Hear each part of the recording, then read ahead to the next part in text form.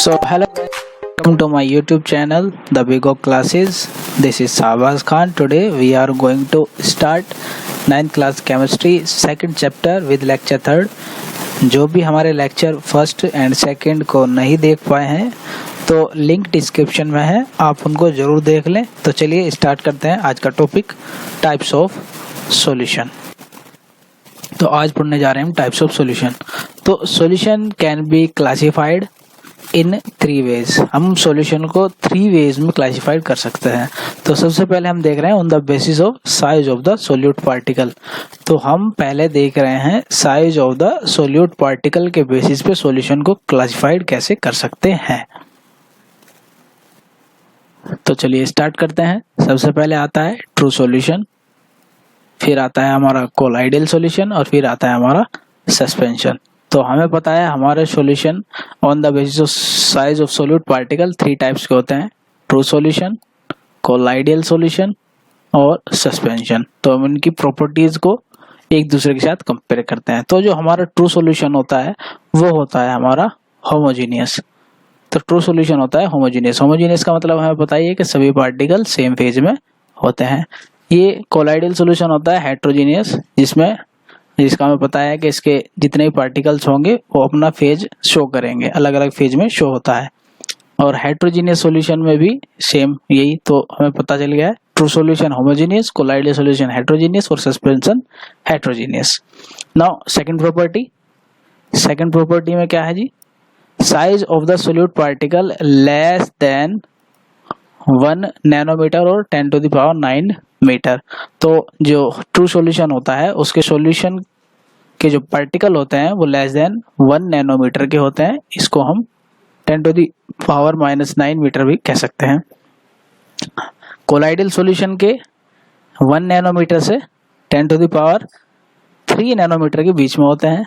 और जो हमारा सस्पेंशन है, सस्पेंशन के जो पार्टिकल्स होते हैं वो मोर देन 10⁻³ नैनोमीटर या फिर 1000 नैनोमीटर के से ज्यादा होते हैं। थर्ड प्रॉपर्टी आती है हमारी, the particles can not pass through filter paper. तो जो ट्रू सॉल्यूशन होता है उसके particles true solution filter paper से पास नहीं हो पाते। Particle can pass through the filter paper. जो हमारा कोलाइडल सॉल्यूशन है इसके पार्टिकल्स फिल्टर पेपर से पास हो जाते हैं। जो हमारा सस्पेंशन है इसके पार्टिकल भी फिल्टर पेपर से पास नहीं होते। तो ट्रू सॉल्यूशन। नंबर 4 आता है स्टेबल। तो ट्रू सॉल्यूशन के जो पार्टिकल होते हैं वो स्टेबल होते हैं। और जो कोलाइडल सॉल्यूशन होता है उसके पार्टिकल स्टेबल भी होते हैं और सेटल होते हैं ओनली ऑन सेंट्रीफ्यूगेशन। तो सेंट्रीफ्यूगेशन प्रोसेस के थ्रू ही ये स्टेबल और सेटल डाउन हो सकते हैं। सस्पेंशन के पार्टिकल अनस्टेबल होते हैं और ये सेटल होते हैं अपने आप, ये अपने आप ही सेटल हो जाता है। इन्हें सेटल करने के लिए कोई भी प्रोसेस की जरूरत नहीं होती।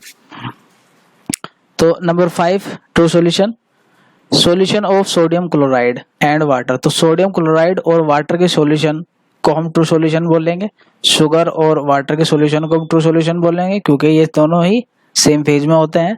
मिल्क एक कोलाइडल सॉल्यूशन है। फॉग भी एक कोलाइडल सॉल्यूशन है। और सस्पेंशन तो मडी वाटर होगा, यानी कीचड़ वाला वाटर, ये भी एक सस्पेंशन है। चाक और वाटर का अगर हम सॉल्यूशन बनाए तो ये बनेगा हमारा सस्पेंशन। स्मोक इन एयर के अंदर जो स्मोक होता है वो भी एक सस्पेंशन है। तो ये हुआ हमारा on the basis of size of particle solution.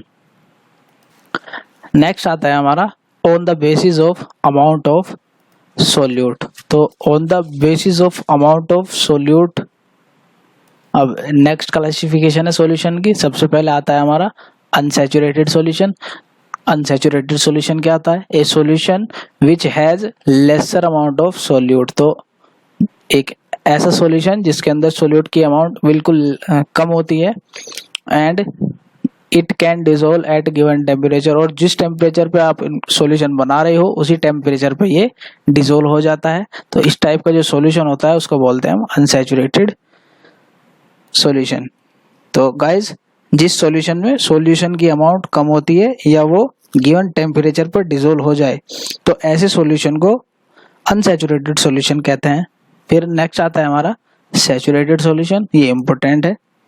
तो जिस सॉल्यूशन में सोल्यूट की अमाउंट मैक्सिमम होती है, तो यहाँ पर मैक्सिमम अमाउंट है सोल्यूट की, या वो किसी गिवन टेम्परेचर पर डिसोल्व हो जाए या फिर कोई भी जो टेम्परेचर हम देंगे वो उसी पर डिसोल्व हो जाए, तो ऐसे सॉल्यूशन को सैचुरेटेड सॉल्यूशन कहते हैं।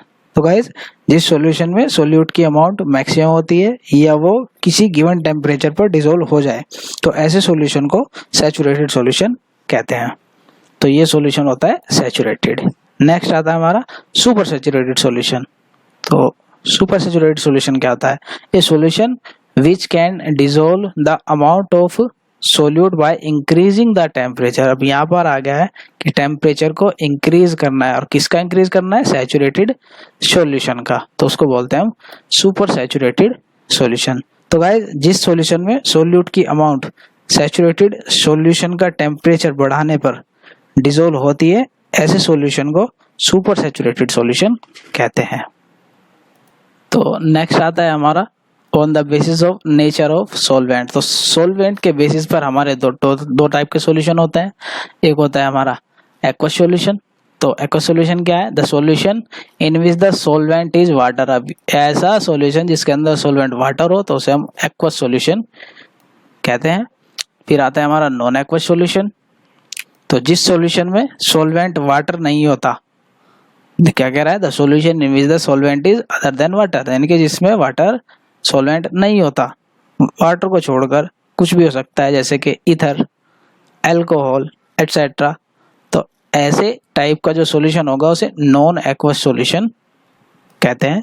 तो जिस सॉल्यूशन में सॉल्वेंट वाटर नहीं होता, जैसे ईथर या अल्कोहल, ऐसे सॉल्यूशन को नॉन एक्वस सॉल्यूशन कहते हैं। तो ये तीनों क्लासिफिकेशन हुई हमारी सॉल्यूशन की on the basis of other types. तो अब हम पढ़ते हैं what is colloidal solution.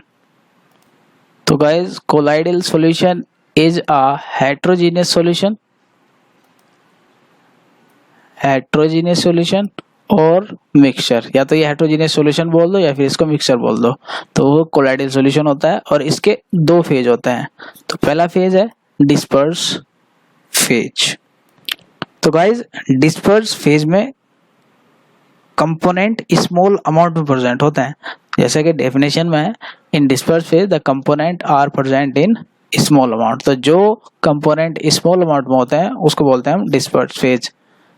Next है हमारा डिस्पर्शन फेज। तो in dispersion phase the component are present in large amount. तो डिस्पर्शन फेज में कंपोनेंट लार्ज अमाउंट में प्रेजेंट होते हैं। और इन डिस्पर्स और डिस्पर्शन फेज के बेसिस पे सॉल्यूशन को हम डिवाइड करते हैं या फिर सॉल्यूशन का एग्जांपल्स पढ़ते हैं, सॉल्यूशन किस किस टाइप के हो सकते हैं। चलो चलिए देखते हैं। तो चलिए, तो सबसे पहले आता है डिस्पर्स्ड फेज में लिक्विड।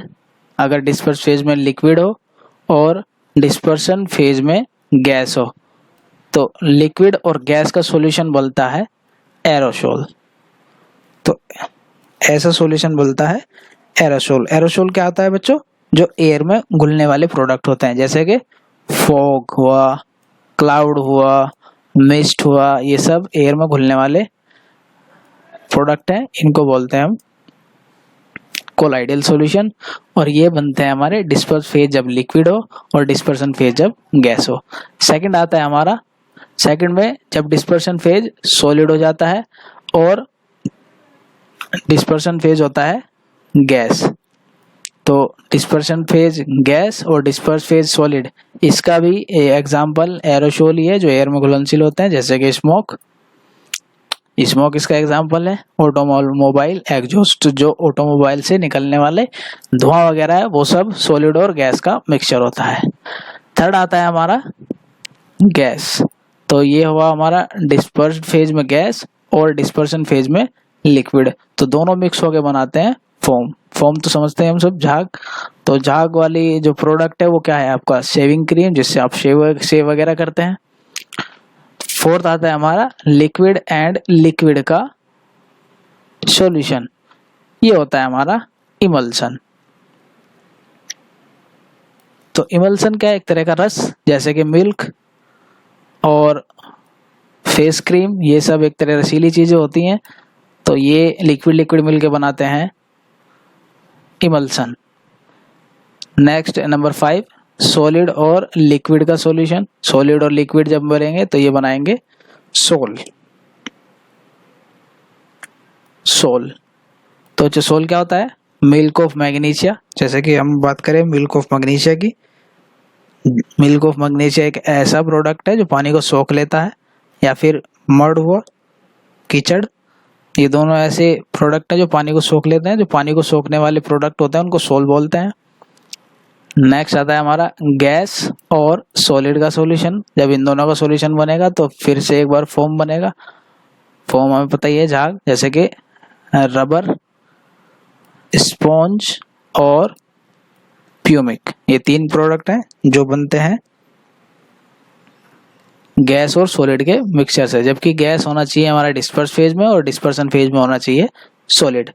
तो 7th आता है हमारा डिस्पर्स फेज में लिक्विड और डिस्पर्शन फेज में सॉलिड। तो लिक्विड यहाँ पर लेसर अमाउंट में है, सॉलिड ज्यादा अमाउंट में है, तो इस तरह का जो प्रोडक्ट बनाएगा वो बनता है जेल। तो जेल एक क्या क्या प्रोडक्ट बनाता है, जेली, चीज एंड बटर। तो ये प्रोडक्ट बनते हैं लिक्विड और सॉलिड के सॉल्यूशन से। हमारा लास्ट है सॉलिड, डिस्पर्स फेज में सॉलिड हो और डिस्पर्शन फेज में भी सॉलिड हो, तो सॉलिड सॉलिड मिलकर क्या बनाते हैं, सॉलिड सोल। ठीक है बच्चों, सॉलिड सोल वही जो वाटर को सोखते हैं, जैसे कि कलर्ड गैमस्टोन, कलर्ड गैमस्टोन हुआ हमारा, और मिल्की ग्लास। ठीक है बच्चों, तो ये एग्जाम्पल हुए हमारे सारे कोलाइडल सॉल्यूशन के, जो कि डिस्पर्स्ड और डिस्पर्सन फेज से मिलकर बनते हैं। और टाइप्स मतलब ये इनकी कैटेगरीज हैं और ये इनके एग्जाम्पल्स हैं। तो ये हुआ हमारा कोलाइडल सॉल्यूशन। तो बच्चों नेक्स्ट आता है हमारा Tyndall effect. Tyndall effect most important topic है ये 9th क्लास में, सभी बच्चे से ध्यान से देखें, मैंने वेरी शॉर्ट में बिल्कुल समझाया है ये Tyndall effect. The particles of colloidal solution are large enough, ये लार्ज इनफ होते हैं क्या करने के लिए, scatter the beam of light passing through it, ये अपने आप से ही एक लाइट के बीम को स्कैटर करते हैं, मेक इट्स पाथ विजिबल, और जो उसका पाथ होता है वो विजिबल हो जाता है, इसी को बोलते हैं हम टिंडल इफेक्ट। तो बच्चों एक बार और समझ लेते हैं क्या होता है Tyndall effect. Guys, colloidal solution के पार्टिकल्स इतने बड़े होते हैं कि कोलाइडल सॉल्यूशन से जो लाइट पास होती है वो लाइट के पाथ को विजिबल कर देती है। कोलाइडल सॉल्यूशन की इस प्रॉपर्टी को ही टिंडल इफेक्ट कहते हैं। जैसा कि एग्जांपल में देख रहे हो, यहाँ पे मैंने एक टॉर्च ली और टॉर्च से जब आप किसी भी सॉल्यूशन से लाइट पास कराओगे तो वो उससे पास तो हो जाएगी लेकिन उसके पाथ को विजिबल नहीं करेगी। और जैसे ही हम इसको किसी कोलाइडल सॉल्यूशन से पास करेंगे तो कोलाइडल सॉल्यूशन से पास होते ही कोलाइडल सॉल्यूशन के पाथ को भी विजिबल कर देगा। तो यहाँ पे देख रहे हैं ये पाथ विजिबल हो रहा है और इस वाले एग्जाम्पल में ये विजिबल नहीं हो रहा है। तो इस इफेक्ट को बोलते हैं हम टिंडल इफेक्ट, जिसमें कि हमें सॉल्यूशन के पाथ को विजिबल करने की प्रॉपर्टी होती है। तो ये है हमारा टिंडल इफेक्ट। नेक्स्ट आता है बच्चों हमारा ब्राउनियन मोशन। तो ब्राउनियन मोशन क्या है, हम पढ़ेंगे ब्राउनियन मोशन के बारे में। The particles of colloidal solution are moved randomly in a zigzag motion in all direction। तो जो कोलाइडल सॉल्यूशन के पार्टिकल होते हैं वो रैंडमली जिगजैग मोशन में मूव होते हैं और किसी भी डायरेक्शन में मूव होते हैं। तो इन पार्टिकल की जो ये मोशन होती है उसी को बोलते हैं हम ब्राउनियन मोशन। तो बच्चों क्या होती है ब्राउनियन मोशन, तो कोलाइडल सॉल्यूशन के पार्टिकल्स रैंडमली जिगजैग मोशन में मूव करते हैं। इस मोशन को सबसे पहले प्रोफेसर ब्राउन ने ऑब्जर्व किया, इसलिए कोलाइडल सॉल्यूशन की इस मोशन को ब्राउनियन मोशन कहते हैं। जैसे कि आप देख सकते हैं यहाँ पे ये पार्टिकल है और ये पार्टिकल लगातार अपने डायरेक्शन को चेंज कर रहा है। देखो यहाँ पे ये चेंज हो गई, फिर इधर आकर ये चेंज हो गई, फिर इधर आकर ये चेंज हो गई, फिर ये चेंज हो गई, तो ये चेंज कर रहा है, लगातार चेंज कर रहा है लेकिन मूव कर रहा है। तो इस टाइप का जो मोशन होती है वो कोलाइडल सॉल्यूशन के पार्टिकल मोशन करते हैं। तो इसलिए प्रोफेसर ब्राउन ने इसको ब्राउनियन मोशन कहा, इसे बोलते हैं ब्राउनियन मोशन।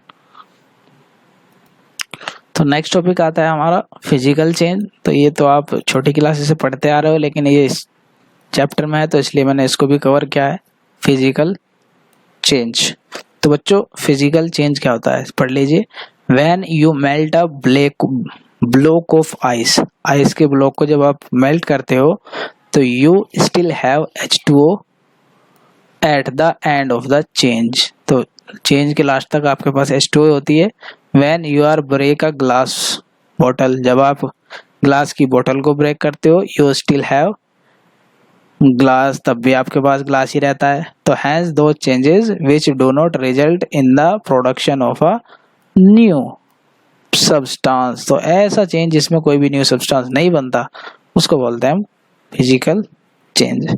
सो गाइस जब हम आइस को मेल्ट करते हैं तो मेल्ट होने के बाद भी हमें आइस ही वाटर ही मिलता है, और जब हम ग्लास की बोतल को तोड़ते हैं तो लास्ट में ग्लास ही मिलेगा, कांच ही मिलेगा। तो हम देख सकते हैं कि इन चेंजेस में कोई न्यू प्रोडक्ट नहीं बनता। जब कोई न्यू प्रोडक्ट नहीं बनता तो इस टाइप के जो चेंजेस होते हैं उसको बोलते हैं हम फिजिकल चेंज। तो इसका एग्जांपल है जैसे कि मेल्टिंग, आप कुछ भी मेल्ट करोगे, मेल्ट करने के बाद आपको लास्ट में वही प्रोडक्ट मिलेगा। फ्रीज करोगे तब भी वही मिलेगा। कंडेंस करोगे तब भी प्रोडक्ट चेंज नहीं होता है। किसी को तोड़ोगे, कुछ भी तोड़ोगे आप, तब भी कोई चेंज नहीं होगा, नया कंपाउंड नहीं बनेगा। क्रशिंग करोगे, आप उसको क्रश कर दो, बिल्कुल कुचल दो, तब भी कोई नहीं मिलेगा। कटिंग करोगे, काटोगे, तब भी कोई नया प्रोडक्ट नहीं बनेगा। बेंड करोगे, मोड़ दोगे, तब भी कोई प्रोडक्ट नया नहीं बनेगा। तो ये सारे चेंजेस फिजिकल चेंज होते हैं। तो नेक्स्ट आता है हमारा केमिकल चेंज। तो व्हाट इज केमिकल चेंज, ये भी आप छोटी क्लासेस में पढ़ते आ रहे हो। दो changes which results in the production of another substance, इसमें कोई भी अनदर सब्सटेंस बनेगा तो ऐसे चेंज को हम केमिकल चेंज बोलते हैं। जैसे कि ऑटोनम लीव्स है, उसका कलर चेंज हो जाता है। और हाफ ईटन एप्पल है, जब आधा खाया हुआ एप्पल होता है उसका भी कलर चेंज हो जाता है, वो ब्राउन कलर का हो जाता है तो कुछ टाइम बाद। तो ये सब केमिकल चेंज है। तो गाइस कोई भी ऐसा चेंज जिसमें कोई नया प्रोडक्ट बनता है उसे केमिकल चेंज कहते हैं। जैसे कि ऑटोनम लीव्स कलर चेंज करते हैं और हाफ ईटन एप्पल ब्राउन हो जाता है। तो ये हुआ हमारा केमिकल चेंज। सो गाइस आज का हमारा लास्ट टॉपिक है एलॉय। एलॉय भी इम्पोर्टेंट टॉपिक है। बड़ी क्लासेस में जाओगे तो एलॉय को आप बहुत ही डिटेल में पढ़ोगे। तो पढ़ते हैं एलॉय क्या होता है। एलॉय को मेनली मिश्र धातु बोलते हैं। तो a material which compose of two or more element, एक ऐसा मटेरियल जो टू और मोर एलिमेंट से मिलकर बनता है और उसमें वन एलिमेंट मेटल होना चाहिए और या फिर उसमें मेटेलिक प्रॉपर्टी होनी चाहिए, उसको हम बोलते हैं एलॉय। तो गाइज एक ऐसा मटेरियल जो दो या दो से ज्यादा एलिमेंट से मिलकर बनता है और उसमें एक एलिमेंट मेटल हो तो उसे एलॉय या मिश्र धातु कहते हैं। Alloy can not be separated into their components by physical method. However, these are considered as mixture. हम उनको मिक्सचर कंसिडर करते हैं because these show their properties of its constituents. इसके constituent की property के show करता है। Can have variable composition और उनकी कंपोजिशन भी वेरिएबल होती है। तो गाइज एलॉय को किसी भी फिजिकल मेथड से उसके कंपोनेंट में नहीं तोड़ा जा सकता। हालांकि एलॉय मिक्सचर होते हैं क्योंकि ये कॉन्स्टिट्यूएंट पार्टिकल्स की प्रॉपर्टी को शो करते हैं और इनकी कंपोजिशन भी वेरिएबल होती है, इनकी कंपोजिशन भी चेंज हो सकती है, मतलब कम ज्यादा हो सकती है। The benefits of alloy, is that you can combine metals that have varying characteristics to create an end product that is stronger, more flexible, otherwise desirable to manufacturer। तो बच्चों एलॉय की एक खास बात ये भी है कि जिन मेटल की वेरिंग कंपोजिशन होती है उनको कंबाइन कर सकते हैं, मतलब वेरिंग जिनकी कंपोजिशन चेंज हो सकती है उनको भी कंबाइन कर सकते हैं एलॉय की, ये खास बात है। और उसमें स्ट्रॉन्ग एंड फ्लेक्सिबल प्रोडक्ट बना सकते हैं और मैन्युफैक्चरिंग में भी आकर्षक होते हैं क्योंकि एलॉय मैन्युफैक्चरिंग में बहुत ज़्यादा यूज होता है। Aluminium alloy are extensively used in the production of automobile engine. तो गाइस एल्यूमिनियम के एलॉय का यूज ऑटोमोबाइल इंजन पार्ट्स बनाने में यूज किया जाता है। Copper alloy have excellent electrical and thermal conductivity. इनकी इलेक्ट्रिकल एंड थर्मल कंडक्टिविटी बहुत ही अच्छी होती है। गुड कोरोजन रजिस्टर होते हैं, ये हाई डक्टाइल होते हैं और रिलेटिवली लो कॉस्ट वैल्यू होती है, इनकी कॉस्ट वैल्यू भी लो होती है। तो कॉपर एलॉय के पास excellent electrical and thermal conductivity होती है, ये गुड कोरोजन रजिस्टर होते हैं और एलॉय से सस्ते व डक्टाइल या मुलायम होते हैं। तो ये नेक्स्ट आता है हमारा stainless steel alloy are used for many commercial applications such as water steps, cutleries etcetera.